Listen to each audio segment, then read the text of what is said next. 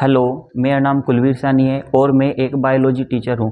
मैं पिछले 6 सालों से बायोलॉजी पढ़ा रहा हूँ और मैं इस वीडियो में आज आपको म्यूटेशन के बारे में बताऊँगा कि म्यूटेशन क्या होता है और म्यूटेशन किस प्रकार से किसी भी सेल को अफेक्ट कर सकता है, कौन कौन सी सेल होती हैं जो म्यूटेशन से अफेक्ट होती हैं और म्यूटेशन किस प्रकार से पेरेंट से उनकी जनरेशन में ट्रांसफ़र होता है। मतलब कि एक प्रोजेनी से दूसरी प्रोजेनी किस प्रकार से अफेक्ट हो सकती है, ये भी हम जानने वाले हैं। और म्यूटेशन को इस वीडियो के अंतर्गत हम बहुत ज़्यादा डिटेल में तो नहीं पढ़ने वाले, बट फिर भी हम ब्रीफली इंट्रोडक्शन लेते हुए म्यूटेशन को बहुत ज़्यादा ही पढ़ने की कोशिश करेंगे ताकि हम अच्छे से समझ सकें कि म्यूटेशन सेल के लिए किस प्रकार से हार्मफुल हो सकता है। तो चलिए शुरू करते हैं इस वीडियो को।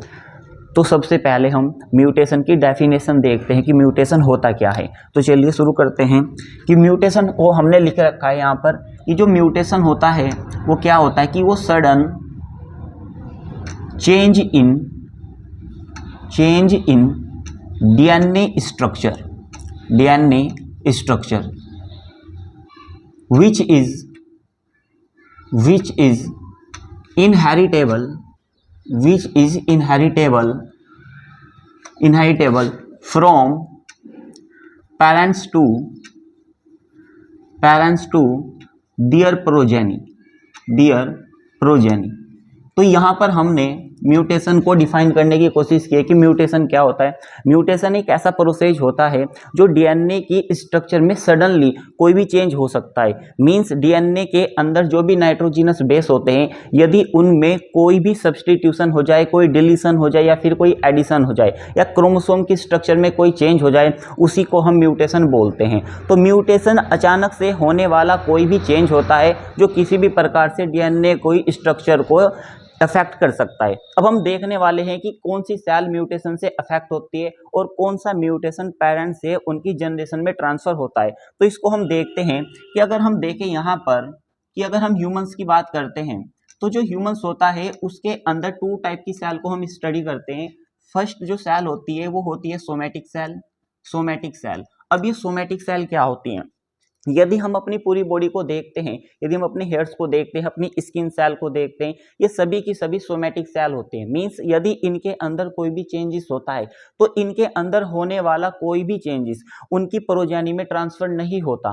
प्रोजेनी के अंदर ट्रांसफर वही कैरेक्टर होते हैं जो किससे जुड़े रहते हैं, जो जर्मिनल सेल से अटैच रहते हैं। अब ये जर्मिनल सेल क्या होती है? जर्मिनल सेल की यदि हम बात करते हैं तो इसके अंदर हमारे आते हैं गोनैड्स। यदि हम मेल की बात करते हैं तो मेल के अंदर टेस्टिस होते हैं, वहीं पे हम फीमेल की बात करते हैं तो फीमेल के अंदर ओवरी होती है। यदि टेस्टिस के अंदर जो जर्म सेल होती है और ओवरी के अंदर जो जर्म सेल होते हैं, यदि इनके डीएनए में कोई भी म्यूटेशन हो जाए तो ये म्यूटेशन कैरी फॉरवर्ड हो जाएगा उनकी प्रोजेनी के अंदर। लेकिन यहाँ पर एक क्वेश्चन है, क्या टेस्टिस के अंदर जो जर्मिनल सेल होती हैं उनके अंदर जो डीएनए होता है, यदि उसके अंदर कोई भी चेंज हो जाए, क्या सभी चेंज उनकी प्रोजेनी में ट्रांसफर होंगे? यहाँ पर ये क्वेश्चन होता है। ध्यान रखना कि जर्मिनल सेल के अंदर भी यदि बहुत सारे चेंजेस होते हैं डीएनए में तो सभी चेंजेस उनकी प्रोजेनी में ट्रांसफर नहीं होते। कुछ ही चेंजेस जो होते हैं, परिवर्तन होते हैं, उनकी प्रोजेनी में ट्रांसफर होते हैं। अब वो कौन से होते हैं हम उनको जानने की कोशिश करेंगे, लेकिन सबसे पहले हम जानते हैं सोमेटिक सेल के बारे में। हमने बताया कि जो सोमेटिक सेल होते हैं, लाइक हमारी स्किन सेल की अगर हम बात करते हैं, यहाँ पर हमने बात करी अपनी स्किन सेल की। हमारी जो स्किन सेल है वो भी एक प्रकार की सोमेटिक सेल है। सोमेटिक सेल के अंदर जो चेंजेस होते हैं वो प्रोजेनी में ट्रांसफर नहीं होते। लेकिन अगर हम बात करें सोमेटिक सेल की, सोमेटिक सेल के अंदर होता है माइटोसिस डिवीजन। कौन सा डिवीजन होता है इसके अंदर? Mitosis division. ये जो माइटोसिस डिवीजन होता है ये सेल की ग्रोथ को कराने के लिए होता है। यदि कोई भी सेल किसी भी रेडिएशन से, किसी भी केमिकल से या किसी भी वायरस से अफेक्ट हो जाती है और उसके अंदर कहीं पर भी कोई म्यूटेशन हो जाता है तो उसमें क्या चेंजेस देखने को मिलता है। तो ध्यान से देखना कि ये यदि हमारे पास ये कोई सेल है और सेल के अंदर हमारे पता है कि क्योंकि हम जानते हैं हम यूकेरियोटिक सेल होती हैं, तो यूकेरियोटिक सेल के अंदर न्यूक्लियस होता है और न्यूक्लियस के अंदर ही हमारा डीएनए प्रेजेंट होता है। यदि इस डीएनए यहाँ पर कोई म्यूटेशन हो जाता है, यहाँ पर कोई म्यूटेशन हो जाता है, मीन्स ये जो सेल है और इस सेल के अंदर ये जो न्यूक्लियस है और इस न्यूक्लियस के अंदर यहाँ पर जो डीएनए है, उस डीएनए के अंदर यदि कोई म्यूटेशन हो जाए और जब यह सेल माइटोसिस डिवीजन करती है और माइटोसिस करने पर ये दो सेल का फॉर्मेशन करती है और ये जो दो सेल बन के तैयार होती हैं इनको हम डॉटर सेल बोलते हैं। ये कौन सी सेल होती है? Daughter cell. तो यदि इस सेल के अंदर जो डीएनए है उसमें कोई चेंजेस देखने को हमें मिलेगा तो वो कैरी फॉरवर्ड हो जाएगा इनकी डॉटर सेल के अंदर। मींस यदि यहाँ पर कोई सोमेटिक सेल है उसके अंदर कुछ भी परिवर्तन हमें देखने को मिला तो वही कैरी फॉरवर्ड हो जाएगा उनकी डॉटर सेल के अंदर। बट ये जो सोमेटिक सेल के अंदर म्यूटेशन होता है ये ह्यूमंस की डेथ के साथ ही खत्म हो जाता है, मतलब कि ये उनकी जनरेशन में ट्रांसफर नहीं होता, बट ये एक सेल से दूसरी सेल में ट्रांसफर जरूर होता है। सेकंड, जब हम बात करते हैं जर्मिनल सेल की तो हम जानते हैं जो टेस्टिस होता है उसके अंदर जर्म सेल होती हैं, उसके अंदर जर्म सेल प्रेजेंट होती हैं और ये जो जर्म सेल होती है हम यहाँ पर एक स्ट्रक्चर को देखने की कोशिश करते हैं। ये रहा, ये सेल है और सेल के अंदर यहाँ पर एक बड़ा सा हमने न्यूक्लियस को ड्रॉ किया और इसके अंदर यहाँ पर हमने इस तरह से ये एक डीएनए बनाने की कोशिश की। अब ध्यान से सुनना कि जो डीएनए होता है उसके अंदर सेंट्रल डोग्मा चलता है। मींस क्या होता है, जो डीएनए होता है जब भी उसे आगे प्रोटीन बनानी होती है तो डीएनए से पहले डीएनए की कॉपी बनती है जिसको हम रेप्लिकेशन बोलते हैं, और फिर डीएनए से आरएनए का फॉर्मेशन होता है जिसको हम ट्रांसक्रिप्शन बोलते हैं, और फिर आरएनए से प्रोटीन का फॉर्मेशन होता है जिसको हम ट्रांसलेशन बोलते हैं। जब डीएनए से डीएनए बनता है तो जो कंप्लीट डीएनए होता है हमारा 2.2 मीटर लंबा जो डीएनए होता है वो पूरा का पूरा रेप्लिकेशन में पार्टिसिपेट करता है। बट जब ट्रांसक्रिप्शन होता है तो कंप्लीट डीएनए कभी भी पार्टिसिपेट नहीं करता, उसका कुछ ही रीजन प्रोटीन बनाने में पार्टिसिपेट करता है। तो जो रीजन प्रोटीन बनाने में पार्टिसिपेट करता है उसको हम कोडिंग रीजन बोलते हैं। तो वो क्या होता है? वो होता है कोडिंग रीजन ऑफ डीएनए। और जो रीजन प्रोटीन बनाने में पार्टिसिपेट नहीं करता उसको हम नॉन कोडिंग रीजन बोलते हैं। उसको हम क्या बोलते हैं? Non coding region. तो एक हमारे पास हो गया कोडिंग रीजन, एक हो गया नॉन कोडिंग रीजन। अब यहाँ पर हम समझते हैं, क्योंकि मैंने थोड़ी देर पहले आपसे पूछा था कि जो जर्मिनल सेल के अंदर म्यूटेशन होता है क्या सभी म्यूटेशन प्रोजेनी में कैरी फॉरवर्ड होंगे? ऐसा नहीं होता। ऐसा इसलिए नहीं होता क्योंकि जो जर्मिनल सेल है जब उसके अंदर भी अगर हम म्यूटेशन करते हैं तो आगे चल के कोई प्रोटीन्स बनती है और वही अपने फिनोटाइप को एक्सप्रेस करने की कोशिश करती है। तो जो कोडिंग रीजन होता है, कोडिंग रीजन से ही एमआरएनए बनता है, उसी से आगे प्रोटीन बनती है। यदि कोई म्यूटेशन कोडिंग रीजन के अंतर्गत हो जाता है तो वो उसकी प्रोजेनी में भी हमें देखने को मिलेगा। बट जो म्यूटेशन नॉन कोडिंग रीजन के अंदर होगा, नॉन कोडिंग डीएनए के अंदर होगा, वो कभी भी प्रोजेनी में ट्रांसफर नहीं हो सकता। क्यों? क्योंकि जो नॉन कोडिंग रीजन होता है वो कभी भी एमआरएनए का फॉर्मेशन नहीं करता। यदि वो एमआरएनए का फॉर्मेशन नहीं करेगा तो वो प्रोजेनी के अंदर भी देखने को नहीं मिलेगा। तो अब हम देखेंगे कि म्यूटेशन के टाइप क्या होते हैं। तो हमारा टॉपिक है टाइप्स ऑफ म्यूटेशन। तो जब हम म्यूटेशन के टाइप की बात करते हैं तो सबसे पहले जो म्यूटेशन होता है उसको हम पढ़ेंगे change in chromosomal structure. Chromosomal structure. और जो सेकंड चेंज होता है वो होता है चेंज इन क्रोमोसोमल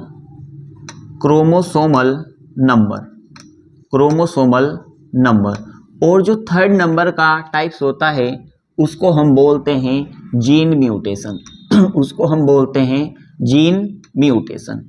तो इस वीडियो के अंदर केवल हम चेंज इन क्रोमोसोमल स्ट्रक्चर के बारे में स्टडी करेंगे, बट क्रोमोसोम के नंबर में चेंज होने से भी म्यूटेशन होता है। जीन म्यूटेशन एक्चुअल में जो डीएनए स्ट्रक्चर की बात होती है, डीएनए स्ट्रक्चर के अंदर जो भी चेंज होता है उसको हम जीन म्यूटेशन के अंदर स्टडी करते हैं। बट इस डेमो वीडियो के अंदर हम केवल किसके बारे में बात करने वाले? चेंज इन क्रोमोसोमल स्ट्रक्चर के बारे में पढ़ने वाले हैं कि क्रोमोसोम की स्ट्रक्चर में किस प्रकार से म्यूटेशन होता है और कैसे कैसे ये म्यूटेशन हमें देखने को मिलता है। तो हमारा टॉपिक यही है।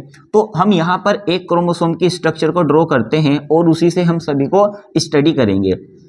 कि हम जानते हैं यहाँ पर हमने एक क्रोमोसोम को यहाँ पर ऐसे ड्रॉ किया है, इस तरह से यहाँ पर हमने एक क्रोमोसोम को ड्रॉ किया है। ये जो क्रोमोसोम है, क्रोमोसोम की आर्म होती है, और ये क्रोमोसोम की जो आर्म है, यहाँ पर ये बीच में जो स्ट्रक्चर होती है, क्रोमोसोम का जो पार्ट होता है, इसको हम सेंट्रोमियर बोलते हैं। और एक्चुअल में हम जानते हैं कि जो क्रोमोसोम होते हैं उसका फॉर्मेशन भी डीएनए से ही होता है। डीएनए जब कंडेंस होना स्टार्ट होता है तो वो क्रोमेटिन बनाता है, जब क्रोमेटिन और ज्यादा कंडेंस होता है तो क्रोमोसोम में कन्वर्ट हो जाता है। तो एक्चुअल में जो जीन डीएनए के अंदर है वही जीन आपके क्रोमोसोम के अंदर भी होते हैं, क्योंकि जो क्रोमोसोम होता है एक्चुअल में वो डीएनए ही होता है। तो यहाँ पर जब हम देखते हैं, हमने यहाँ पर एक जीन ए लिखा, और यहाँ पर हमने दूसरा जीन बी लिखा, और यहाँ पर हमने तीसरा जीन सी लिखा। यहाँ पर हम जैसे ही आगे गए तो यहाँ पर जीन हमने डी को लिखा, यहाँ पर हमने जीन ई को लिखा, और यहाँ पर जीन हमने एफ को लिखा। अब इसके अंदर हम कुछ चेंजेस पढ़ते हैं कि क्या क्या होता है इसके अंदर। तो सबसे पहला जो इसके अंदर म्यूटेशन हमें देखने को मिलता है उसको हम पढ़ने वाले, वो होता है डिलीशन। तो पहला जो म्यूटेशन होता है जो क्रोमोसोम की स्ट्रक्चर में चेंज से होता है वो होता है डिलीशन। डिलीशन में क्या होता है कि यहाँ पर कोई भी जीन, जैसे कि ए जीन है, बी है, सी है, डी है, ई है और एफ है, ये हमने रैंडमली वैसे ही लिखे हैं जीन को। यदि सपोज दैट इसमें से कोई भी जीन डिलीट हो जाए और उससे जो म्यूटेशन कोज होता है उसको हम डिलीशन बोलते हैं। जैसे कि हम यहाँ पर देखें कि हम डिलीशन को स्टडी कर रहे हैं, तो हमारे पास यहाँ पर ये क्रोमोसोम है, यहाँ पर हमने क्रोमोसोम को ड्रॉ किया, और यहाँ पर हमने ए जीन को लिखा, हमने यहाँ पर बी जीन को लिखा, और यहाँ पर सी जीन को लिखा, यहाँ पर हमने डी जीन को लिखा, और यहाँ पर हमने ई जीन को लिखा। हमने यहाँ से क्या काम किया कि एफ जीन को डिलीट कर दिया। तो यहाँ से एफ जीन क्या हो गया, अब डिलीट हो गया। तो वो जो जीन था वो भी आगे चल के कोई एक्सप्रेशन करता, लेकिन अब वो जीन ही नहीं रहा, तो उसके वजह से कुछ म्यूटेशन कोज हो सकती है। इसको हम क्या बोलते हैं, डिलीशन। एक होता है डिफिशियंसी, दूसरा जो होता है उसको हम क्या बोलते हैं, डिफिशियंसी। अब ये डिफिशियंसी क्या होता है, सेम होता है जैसे कि डिलीशन। डिफिशियंसी का मतलब होता है कमी, कि कहीं पे किसी जीन में क्या आ जाए, कमी हो जाए। अगर तुम डिलीशन देखते हो वो भी एक प्रकार की कमी ही है भाई, क्योंकि उसमें यहाँ पर अगर तुम काउंट करते हो 6 जीन है, बट यहाँ पर कितने जीन है, केवल 5 जीन रह गए हैं। अब इसमें क्या होता है कि यहाँ पर हमारे पास ये रहा क्रोमोसोम, और इसमें क्या हो गया, हमने यहाँ पर ए जीन लिखा, यहाँ पर हमने बी जीन लिखा, और यहाँ पर हमने सी जीन को ड्रॉ किया। उसी तरह से यहाँ पर हमने डी जीन को लिखा, और सपोज दैट मैंने यहाँ पर एफ जीन को लिख दिया। अब हम देखते हैं कि इसके अंदर से ई जीन गायब हो गया, कोई सा भी जीन हो सकता है। ई जीन हमसे यहाँ से हमने क्या कर दिया, इसको डिलीट कर दिया। इसका मतलब कि यहाँ पे जो ई जीन था अब उसकी क्या होगी, यहाँ पर डिफिशियंसी कोज हो गई है। तो ये भी एक प्रकार का क्या है, म्यूटेशन है। नेक्स्ट अगर हम बात करते हैं जो म्यूटेशन का टाइप होता है वो होता है इन्वर्जन। नेक्स्ट जो होता है उसको हम बोलते हैं इन्वर्जन। अब ये जो इन्वर्जन होता है ये भी 2 टाइप का होता है। एक को हम बोलते हैं पैरासेंट्रिक इन्वर्जन, पैरासेंट्रिक इन्वर्जन, और जो सेकंड होता है उसको हम बोलते हैं पेरीसेंट्रिक इन्वर्जन, पेरीसेंट्रिक इन्वर्जन। अब पैरासेंट्रिक और पेरीसेंट्रिक इन्वर्जन में क्या डिफरेंस होता है इसको हम जानने वाले हैं कि पैरासेंट्रिक क्या होता है, पेरीसेंट्रिक क्या होता है। यदि हम यहाँ पर कोई भी इस तरह से क्रोमोसोम को ड्रॉ करें जो कि हमने यहाँ पर बना रखा है, क्या होता है, इन्वर्जन का मतलब होता है अदला बदली हो जाना। इसमें क्या होगा, हमने यहाँ पर ए जीन को रखा है, यहाँ पर हमने बी जीन को रखा है, और यहाँ पर हमने सी जीन को रखा है। यहाँ पर हमारे पास डी जीन है, यहाँ पर ई है, और यहाँ पर एफ है। जो क्रोमोसोम हमने यहाँ पर ड्रॉ किया है उसी क्रोमोसोम को हमने यहाँ पर भी ड्रॉ किया है। लेकिन इन्वर्जन का मतलब होता है जीन्स की अदला बदली हो जाना। लेकिन हम बात कर रहे हैं पैरासेंट्रिक की। हमें पता है कि ये जो यहाँ पर सेंट्रोमियर होता है इन 2 आर्म्स को आपस में जोड़ के रखता है। अगर क्या हो कि ये ए जीन चला जाए सी जीन की जगह और सी जीन आ जाए ए जीन की जगह, इसका मतलब कि जो चेंज हुआ है ए और सी की लोकेशन के अंदर हुआ है, और इसके अंदर सेंट्रोमियर का कोई भी इन्वॉल्वमेंट नहीं है। यदि कोई भी चेंजेस होता है, इन्वर्जन होता है without any role of centromere, तो उसको हम बोलते हैं पैरासेंट्रिक इन्वर्जन। तो अगर आप देखते हो ये इसी आर्म के अंदर जीन्स का केवल एक्सचेंज हुआ है, इसमें सेंट्रोमियर का कोई भी रोल नहीं है, कोई भी इन्वॉल्वमेंट नहीं है। इस प्रकार के इन्वर्जन को हम बोलते हैं पैरासेंट्रिक इन्वर्जन। दूसरा जो होता है उसको हम बोलते हैं पेरीसेंट्रिक। इसमें क्या चेंजेस होता है, ये हमारे पास यहाँ पर हमने क्रोमोसोम को ड्रॉ किया है, हमने यहाँ पर ए जीन को लिखा है, यहाँ पर बी और यहाँ पर सी को हमने लिखा है, हमने यहाँ पर डी को लिखा है, यहाँ पर ई को और यहाँ पर एफ को। लेकिन अब की बार जो इन्वर्जन होगा, हमने लिखा कि सी चला गया डी की जगह और डी आ गया सी की जगह, इसका मतलब यहाँ पर आ गया डी और यहाँ पर आ गया सी। तो अब जो भी डी और सी की लोकेशन बदली है तो उसके बीच में यहाँ पर सेंट्रोमियर भी इन्वॉल्व है। इसका मतलब इन्वर्जन यहाँ पर भी हुआ है, बट इस इन्वर्जन में सेंट्रोमियर का रोल होता है, मतलब इसमें सेंट्रोमियर इन्वॉल्व होता है। तो इस ऐसे प्रकार के जो इन्वर्जन होता है उसको हम क्या बोलते हैं, पेरीसेंट्रिक इन्वर्जन बोलते हैं। तो ये भी एक म्यूटेशन का ही टाइप होता है। एक म्यूटेशन और होता है जिसको हम यहाँ पर लिखेंगे, जिसका नाम होता है ट्रांसलोकेशन। ट्रांसलोकेशन, ट्रांसलोकेशन क्या होता है, हम एक प्रोसेस पढ़ते हैं जिसको क्रॉसिंग ओवर बोलते हैं। और क्रॉसिंग ओवर में क्या होता है, अगर हम देखते हैं कि यहाँ पर इस तरह से हम कोई भी क्रोमोसोम को ड्रॉ करते हैं, ये हमने यहाँ पर एक क्रोमोसोम ड्रॉ किया जिसके पास 2 क्रोमेटिड होते हैं। ये हमारे पास यहाँ पर इस तरह से ये रहा दूसरा क्रोमोसोम, और ये दोनों क्रोमोसोम एक जैसे होते हैं, इनको हम बोलते हैं होमोलोगस क्रोमोसोम। Homologous chromosome. तो ये होमोलोगस क्रोमोसोम होते हैं, मींस ये होमोलोगस क्रोमोसोम क्या होते हैं कि अगर हमने बोला यहाँ पर ए जीन प्रेजेंट है तो यहाँ पर भी ए जीन ही प्रेजेंट होगा। हो सकता है यहाँ पर कैपिटल ए जीन हो या स्मॉल ए हो, बट अगर यहाँ पर स्किन कलर का जीन है तो सेम उसी दूसरे क्रोमोसोम पर भी उसी लोकेशन पर स्किन कलर का ही जीन प्रेजेंट होगा। तो इनमें से एक क्रोमोसोम फादर से आता है, एक मदर से आता है, इनको हम होमोलोगस क्रोमोसोम बोलते हैं। अगर हम बात करें कि एक ये फादर का क्रोमोसोम है, एक ये मदर का क्रोमोसोम है, इनके बीच में ये जो तुम्हें क्रोमेटिड दिखाई देते हैं इनको हम सिस्टर क्रोमेटिड बोलते हैं। सिस्टर क्रोमेटिड, जब एक ही क्रोमोसोम के क्रोमेटिड होते हैं तो उनको सिस्टर क्रोमेटिड हम क्या बोलते हैं, सिस्टर क्रोमेटिड का नाम दिया जाता है। लेकिन ये अलग क्रोमोसोम है, ये अलग क्रोमोसोम है, एक फादर का है एक मदर का है। यदि हम इनके क्रोमेटिड की बात करते हैं तो इनको हम नॉन सिस्टर क्रोमेटिड बोलते हैं, नॉन सिस्टर क्रोमेटिड। अब होता क्या है क्रॉसिंग ओवर, यदि इन होमोलोगस क्रोमोसोम के नॉन सिस्टर क्रोमेटिड के बीच में जेनेटिक मटेरियल का एक्सचेंज हो जाता है, होमोलोगस क्रोमोसोम होने चाहिए और नॉन सिस्टर क्रोमेटिड होने चाहिए, यदि उनके बीच में जेनेटिक मटेरियल का एक्सचेंज होता है तो उसको हम क्रॉसिंग ओवर बोलते हैं। और ये काफ़ी ज़रूरी होता है क्योंकि जो क्रॉसिंग ओवर होता है वो म्यूसिस डिवीजन के अंतर्गत होता है। मीन्स हमारी जो जर्मिनल सेल होती हैं टेस्टिस ओवरी के अंदर ये म्यूसिस होता है ड्यूरिंग गैमेटोजेनेसिस, वैसे बॉडी में कहीं भी देखने को नहीं मिलता। और ये वेरिएशन का एक बहुत अच्छा सोर्स होता है। यदि क्रॉसिंग ओवर ना हो तो किसी भी ह्यूमंस की जो प्रोजेनी होगी वो क्लोन टाइप की पैदा हो सकती हैं, उनके अंदर किसी भी प्रकार का कोई वेरिएशन देखने को नहीं मिलेगा। उसी तरह से लेकिन हम पढ़ने वाले हैं ट्रांसलोकेशन के बारे में। अब ट्रांसलोकेशन क्या होता है कि यहां पर हमने बोल दिया कि ये कोई दूसरा क्रोमोसोम है, ये रहा, इस तरह से हमने यहां पर एक क्रोमोसोम ये बनाए, इस तरह से हमने यहां पर क्रोमोसोम को ड्रॉ किया, तो ये भी होमोलोगस क्रोमोसोम है।